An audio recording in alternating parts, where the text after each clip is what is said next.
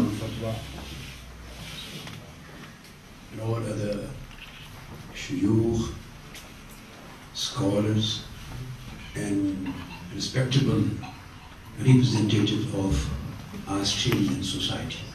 Alhamdulillah ta'ala, this is definitely an occasion of pleasure for me to be with you this evening, particularly enjoying very good dinner and knowing about very important, praiseworthy, highly appreciable and highly needed works and efforts which are being carried on by Darul Fatwa. And these noble works which are promoting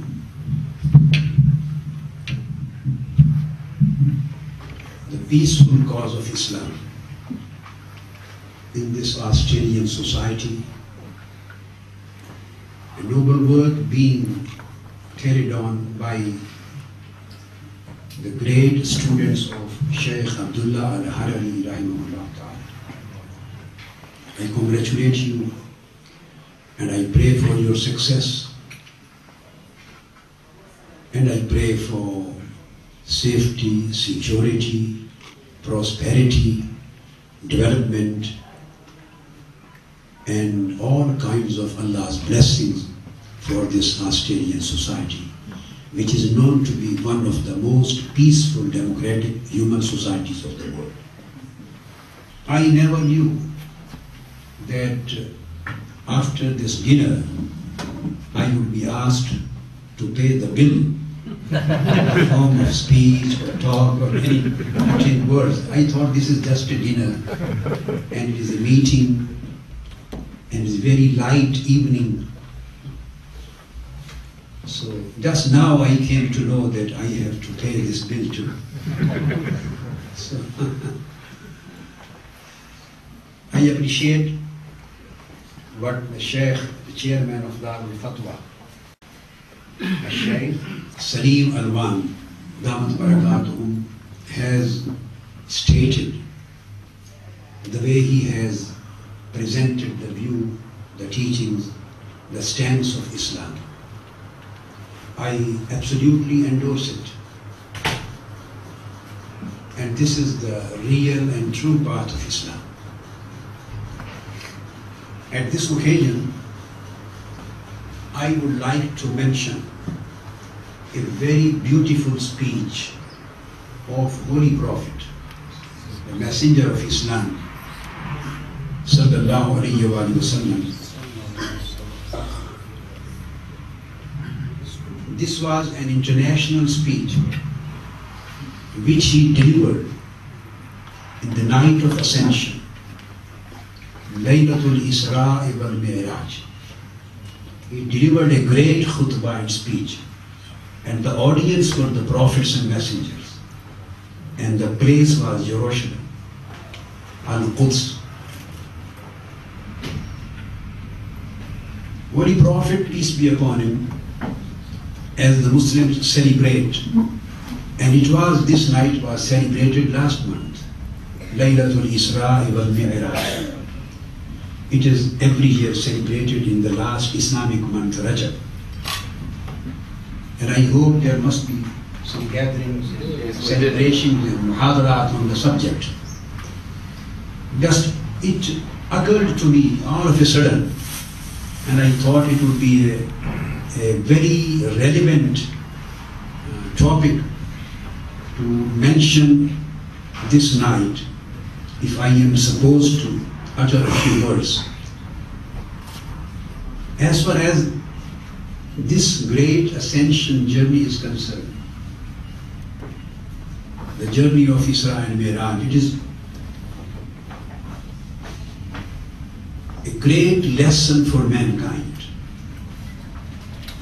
Holy Prophet Muhammad sallallahu alaihi wasallam, he started his journey from Masjid al-Haram, from Makkah.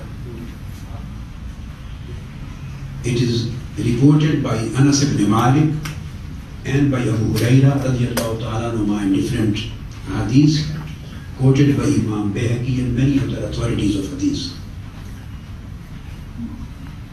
He didn't ascend directly to heavens from Makkah. Instead, he was taken from Makkah to Medina, where he was supposed to migrate a year or 2 years later. At that time, there was no plan of migration. So he started his journey from Makkah and went to Medina and prayed there 2 nights. A supplementary prayer of 2 cycles. Then he was taken, according to the Muslim traditions,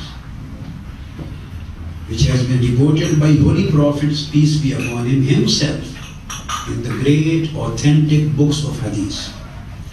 Then from Medina, at that time it was known as Yathrib, he was taken to the mountain of Sinai, where Moses had spoken to Almighty Allah. And that was the spiritual center of Jewish religion.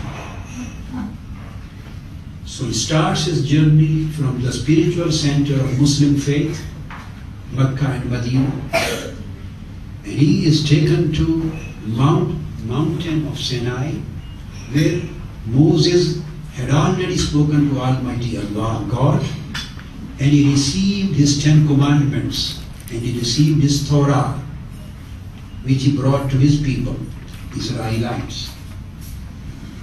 And he prayed there a supplementary prayer. Then he was taken from mountain of Sinai to Jerusalem.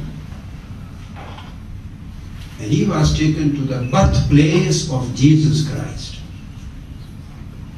the Mawlid, Baytullah. He was taken to Baytullah in Jerusalem, and he was asked again to offer a supplementary prayer consisting of 2 cycles. He prayed supplementarily, and then he was taken to the Dome of Rock.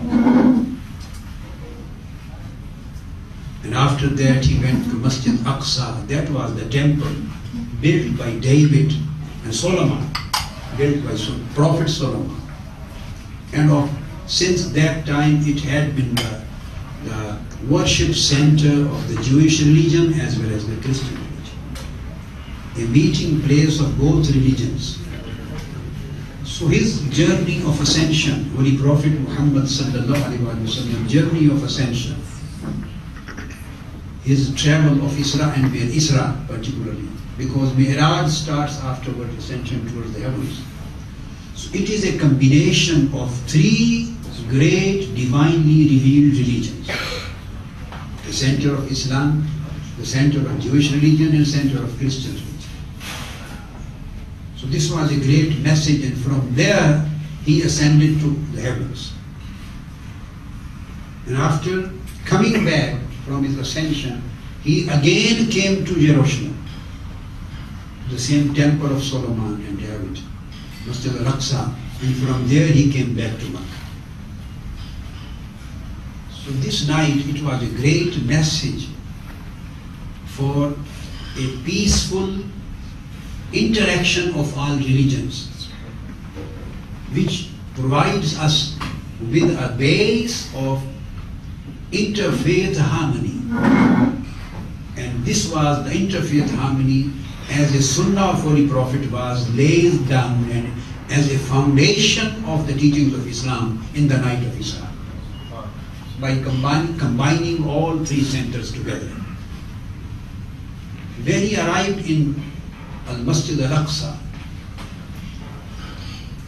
here he led the prayer, where all prophets and messengers participated.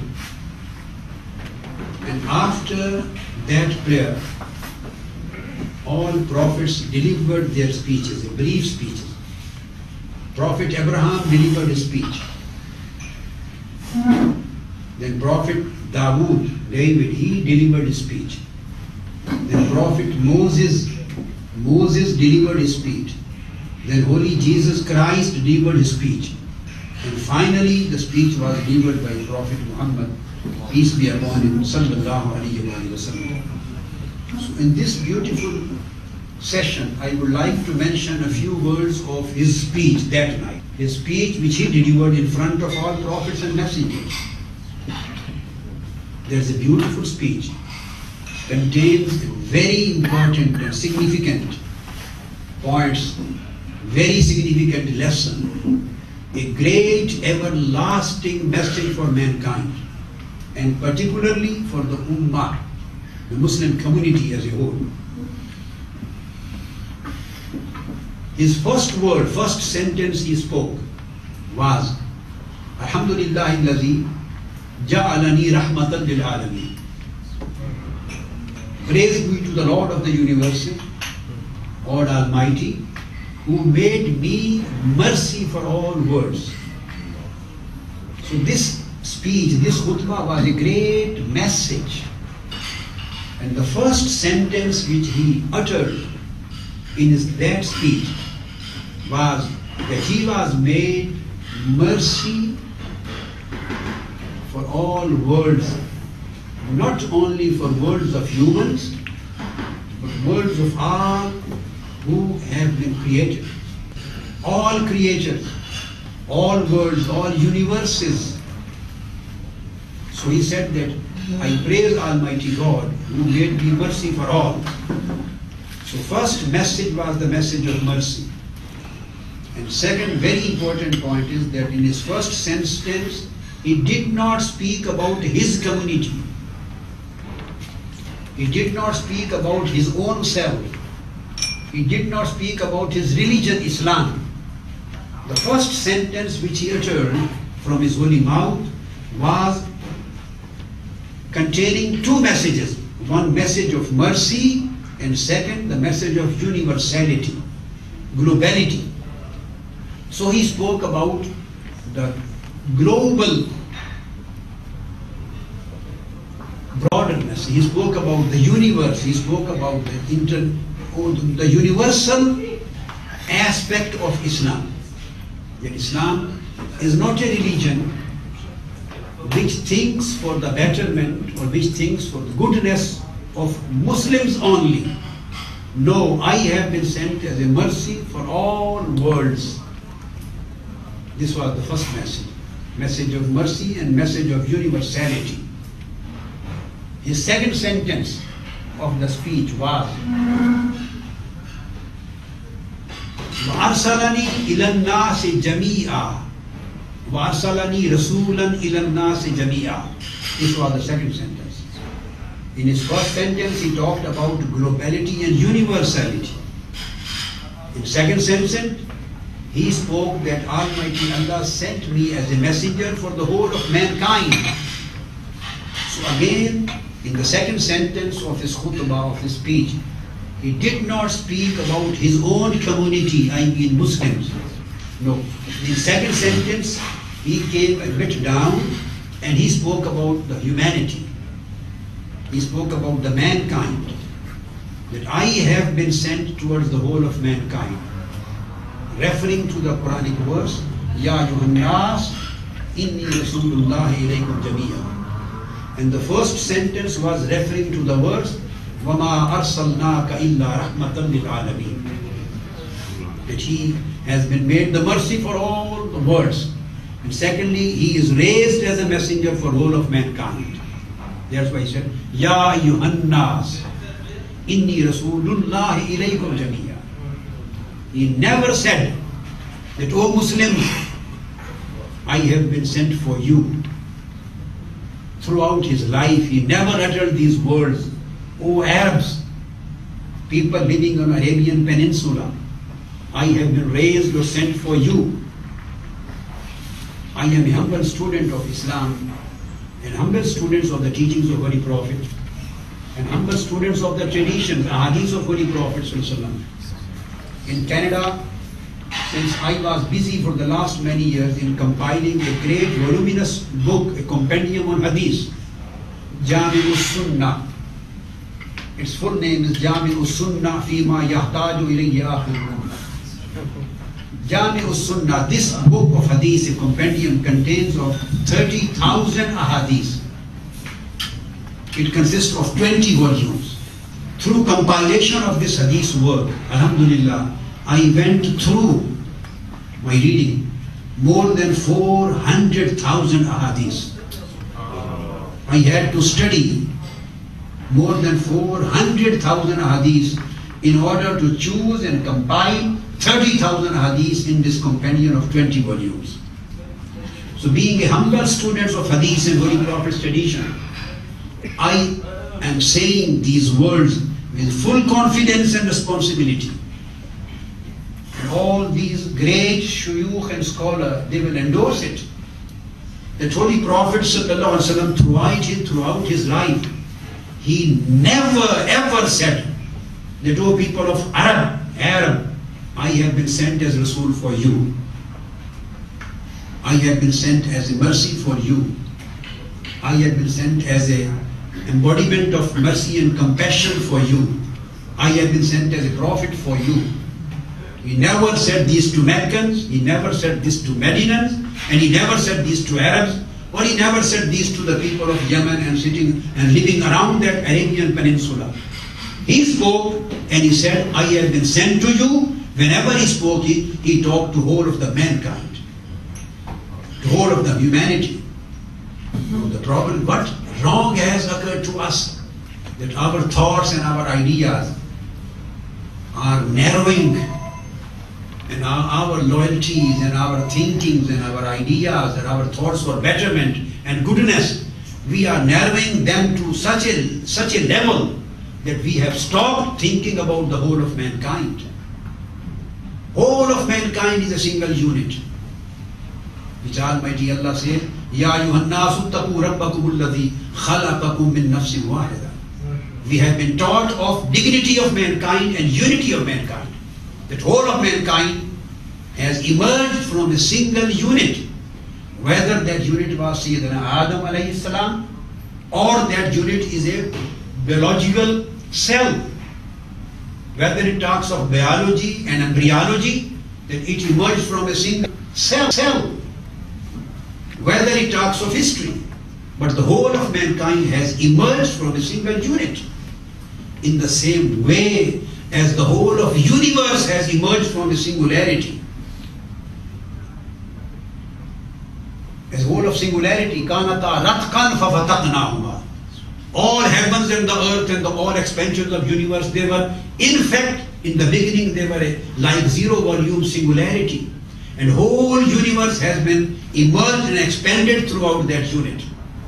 In the same way, humankind has emerged from a single unit, a singularity, a cell. So Holy Prophet, peace be upon him, spoke about humanity, second message. Then he uttered the third sentence. Then, at third stage, he spoke about his own ummah, his own community, I mean the Muslim community. He spoke only one sentence on the subject of universality, one sentence on the subject of humanity, one sentence on the subject of his own community, the Muslim ummah. And how important are those words when he characterizes, when he modulates and characterizes his community. He mentions a specific character of his community, and his words are, he said, وَجَعَلَ أُمَّتِي أُمَّةً وَسَطًا. And praise be to Almighty Allah who made my ummah, my community, a moderate ummah, a moderate community. We have to think of that. That single sentence, Holy Prophet ﷺ is introducing his ummah, his community, to all of the prophets in the night of ascension. And he is saying, Almighty Allah has made my ummah ummatan wasata. And again he was referring to a Quranic verse. Ummatan wasatan litakunu shuhada'a ala nas wa yakuna rasulu alaykum shahida. He was mentioning that my ummah, it is in Quran also, that my ummah has been made a moderate ummah. It means, endorsing the words of Shaykh Salim, the chairman of Darul Fatwa, endorsing his views, I would say, Holy Prophet's word, if we analyze this sentence, Ja'alani ummati, Ja'ala ummati ummatan wasata. My ummah and my community has been made a moderate community. It means Holy Prophet ﷺ has given a categorical, a positive and categorical message to us. And that message is, anybody who is non-moderate and anybody who is extremist, he is not a part of my community. Anyone who commits an act of extremism, who commits an act of violence, who commits an act of militancy, who commits an act of terrorism, and he commits an act of killing mankind, irrespective of faith, whether he kills Muslim or non-Muslim, the life is equal for all. The man who commits the act of terrorism, and he is an extremist, by saying the word ummatan wasatan, he is conveying us the message, he is not part of my community. He is not part of the Muslim ummah. He may be anything, but he has no concern with me and my ummah. This was the third sentence. And then the fourth sentence he uttered about himself. Look at his moral values. He does not start from the praise of his own prophethood. He starts from universality, great message. Then he comes to the humanity. Then he comes to his own community. And in the end he says something about himself. And he again says, praise be to Almighty Allah, Ja'alani Fatihan wa Khatima. He made me the opener of the line, opener of the whole lineage of prophethood and closer of the line of the prophethood. I am the Fatih, I am the opener, the first prophet as I was created, and I am the last one as I was raised and sent. So I am Awwal wa Akhir wa Fatih wa Khatim. So when we consider the Holy Prophet's message of that night in just these four sentences, a very brief, summarized message, so we conclude that the first thing which Holy Prophet says, he talks about the universal values, he expands our thinking at universal level, at global level. We should think at global level. We should think of the globe, not for our own community or society or country or our own religion, not for our own culture, not only for our own limited or narrow circle. Our thoughts and loyalties and our struggle, our efforts for the goodness and promoting the goodness should be at the global level. And second thing, he talked of humanism. That was message of humanism. And the third message, saying ummatan wasatan, was the message of moderation. So Holy Prophet, peace be upon him, first message was message of mercy for the whole world, all worlds. So mercy and compassion, this is the first message of Islam, given by Holy Prophet, peace be upon him, sallallahu alaihi wasallam, in Laylatul Isra. Second message is message of humanism. And third message is message of moderation.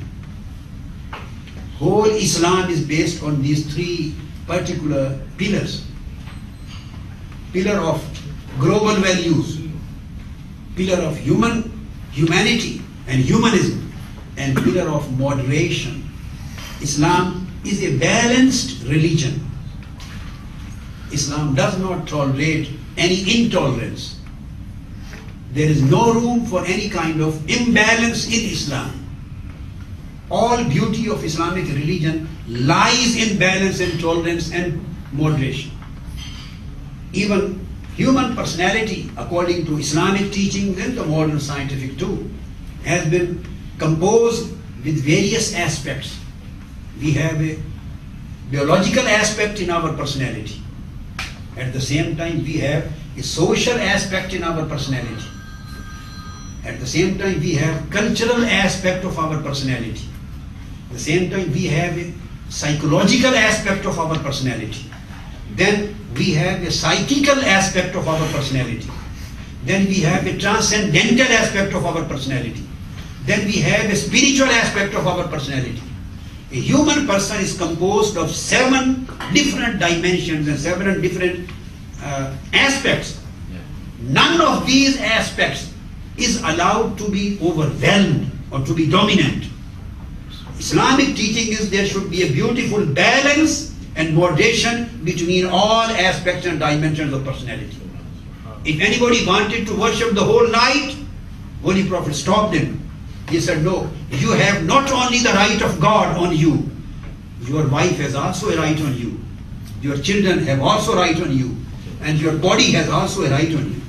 Society has also a right on you. He stopped him even if he is going towards extreme in an act of worship.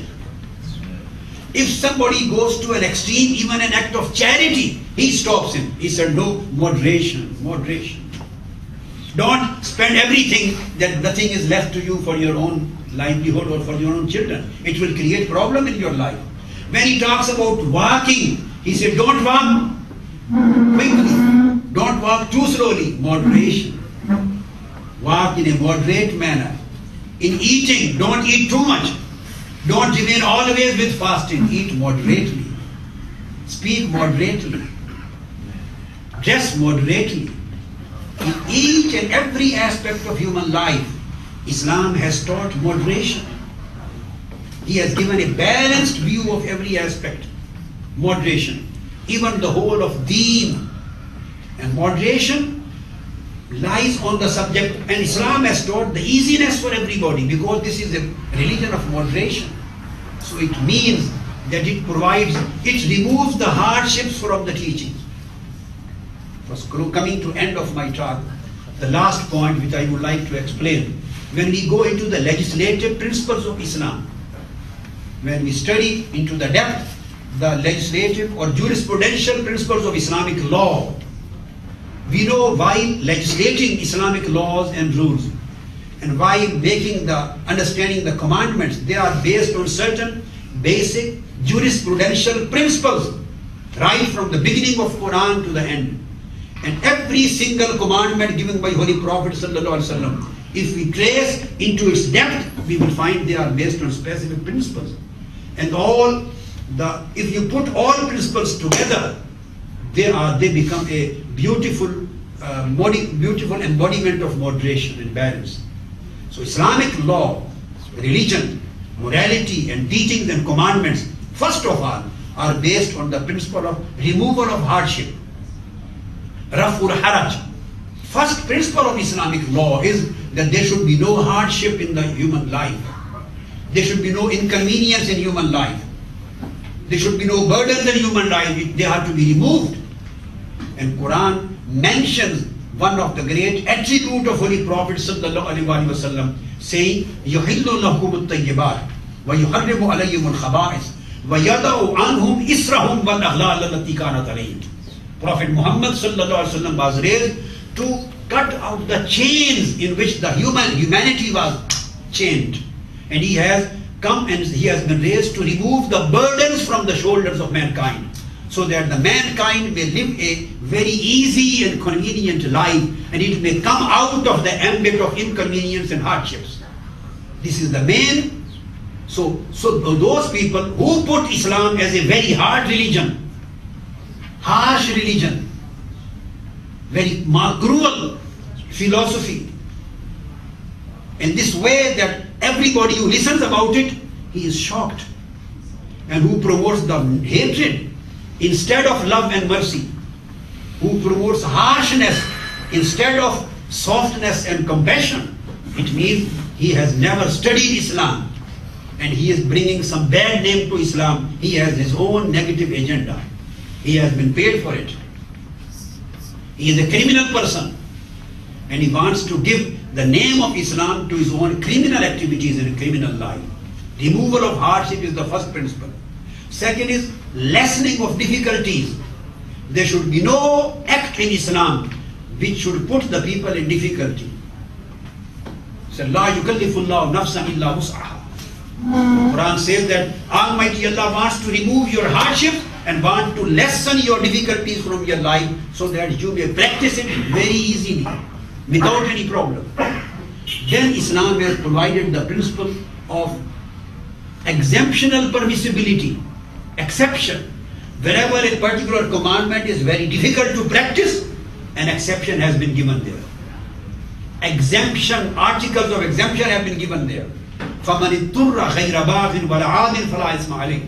Wherever one feels any difficulty, any problem, even if you go to a journey, although there are not those hardships as it used to be in the olden time, even then God says, reduce the cycles and the numbers of my prayers. Cut it down. For women in their monthly problem, cut down the prayers forgiven for them. For every situation where somebody finds any difficulty or hardship, difficulty is removed, an exception is granted to him. Exception, so that he will practice it easily. And in difficulty, exceptions are granted. He is forgiven to act on that. In the same way, graduality has been imposed. Graduality. Islam was never imposed as a single sentence, as a single order, as a single commandment. No, it was enforced gradually in 23 years. In 23 years. And particularly when Holy Prophet Sallallahu Alaihi Wasallam migrated to Medina, it's very important thing to note it, that first of all, the religious commandments were never enforced. Neither God, Almighty Allah, nor Prophet Sallallahu Alaihi Wasallam himself, they did not enforce or impose the religious commandments for acts of worship. After migration, the first act which was taken by Holy Prophet ﷺ was to create a social cohesion. The first act which Holy Prophet ﷺ started his Medinan life with was to create a social cohesion within his community by distributing the resources with each other so that poverty is alleviated. First step which Holy Prophet took was the poverty alleviation. An act of charity so that they may get financial and economic prosperity. And the hardship, economic hardship is removed. Everybody gets the basic needs. So he distributed the wealth and resources among each other. So he started with social economic cohesion. And second step which he took, he did not enforce the 5 times a prayer in his beginning. He did not enforce the fasting of Ramadan in the beginning. He did not enforce the halal and haram and prohibition of riba and interest. No, he started with social acts and reforms. Then he went to an alliance, political alliance with Muslims and Jewish communities. And he wrote down a Sahifa, Al-Wathiqa, Al-Misaq. That was the first constitutional document written by Holy Prophet ﷺ, which became the constitution of the first city-state of Medina. And he included Muslims and Jews together. And he stated there, Inna Yahuda Bani Auf, Ummatum Ma'al Mu'minin, the Jews of Bani Auf, and then afterward he said all allies to the Jews of Bani Auf, they along with the Muslim community, today they form one nationality, one community and one social unit. So included Muslims and non-Muslims into one nationality. This concept of nationality, this is Australian nationality, which includes all religions, all cultures. This is multiculturalism. This was founded by Prophet Muhammad, peace be upon him. All religions and cultures were included, and he declared Ummatun Ma'al Mu'minin. Today they have become one nation. So Islam gives us the concept of one nation when you live together. Basing on these ties, that would be totally wrong to fight with them. And the last point, Holy Prophet, after that he stepped towards the enforcement of religious laws. So this was a gradual process. So Holy Prophet in the same way, then there was the principle of naskh, abrogation and repeal. Wherever there was a difficulty, very soft laws were revealed. When the people became used to that situation, then there was a change. After repealing, abrogating, new laws were introduced. So everywhere, human nature and its weakness was kept into the consideration. And always convenience was provided to them. A soft attitude was provided for them. A very kind, compassionate and merciful attitude was provided to them. This was the prophethood of Muhammad ﷺ and Islam of the Holy Prophet and the message of Quran. So today, if we are truly a Muslim and we belong to Muslim community, then and we belong to the Ummah and community of Holy Prophet Muhammad, peace be upon him, then we have to adopt the behavior of humanism instead of terrorism. We have to think about the human values, for the human benefit, And there used to be the Muslim, Jews, and all Christians living together. And Holy Prophet ﷺ and his wives and the companions used to send their food to their houses. They used to send their sadaqat to them, charities to them. And same was practice of the caliphs, guided caliphs. They used to remove the taxes from the old citizens of the non-Muslim community. They used to help them, always. So this was the whole concept given by Islam, and this was the whole message of Islam communicated to us by Prophet of Islam, sallallahu alaihi wasallam. I think the best message of Islam today for our younger generations who have been hijacked, unfortunately, or who are being hijacked by the extremists. And final conclusion, I would say, this extremism has two levels. It's very important, a policy thing. I'm just giving a point to ponder, is that we are tackling in war of terror against violent extremism. And up till today, we have never touched and we have never tackled the non-violent extremism. And to me, I think violent extremism cannot be tackled properly. It cannot be eliminated and terminated unless we start our action from non-violent extremism. Non-violent extremism is the foundation, is the ground where we find the seeds, where all plants and trees grow up. And these are the places where violent extremists and terrorists get every kind of theological support, every kind of philosophical support, every kind of academic support with wrong interpretations of Quran and Sunnah. So they get support and they think whatever we are doing through suicide bombing or by killing the people, we are committing act of martyrdom, we are committing jihad. They are totally using wrongly the terms of Islam. But whatever, they are in practice and they are being supported by thoughts, and thought provider are the people who are non-violent extremists. So we have to start the tackling of the problem from non-violent extremism. Only then we are able to be successful in our fight and war against the terrorism and terror. I again thanks, my lot of thanks to Darul Fatwa and all the community representatives and community leaders and shuyukh and scholars and our Australian brothers, all of them who are present this evening here. I would thanks to you because you spent some time. I got a chance to sit with you, to share some views and some aspects with you. And these are our common values which we have to do. Whether it is Australia, it is England, it is America, it is Canada, it is East or West, the problem is common for all the men, for all of the world of mankind. And I hope with these common values and sharing these common efforts, Almighty God will make us successful to bring a peace for the whole world. Thank you very much. Wassalamu alaikum wa rahmatullahi wa barakatuh.